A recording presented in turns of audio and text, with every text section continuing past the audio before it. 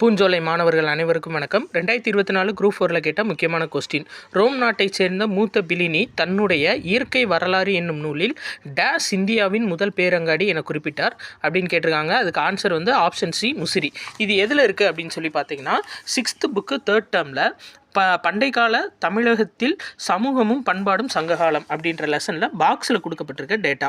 Rome நாட்டைச் சேர்ந்த மூத்த பிலினி தன்னுடைய இயற்கை வரலாறு என்னும் நூலில் முசிறியை இந்தியாவின் முதல் பேரங்காடி என குறிப்பிட்டுள்ளார் அப்படின்னு சொல்லி கொடுத்துருக்காங்க. இதுலேருந்து தான் எடுத்திருக்காங்க.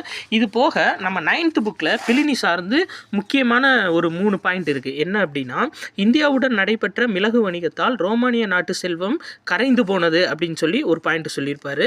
இன்னொன்று, கேரளாவில் இருந்த பக்காரை துறைமுக பாண்டிய மன்னர்கள் ஆட்சி பண்ணாங்க அப்படின்னு சொல்லி இன்னொரு பாயிண்ட் சொல்லியிருப்பாரு.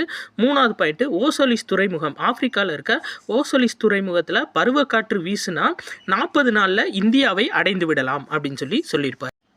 இது 9th புக்கில் தொடக்க கால தமிழ் சமூகமும் பண்பாடும் அப்படின்ற லெசனில் இருக்குது. நன்றி.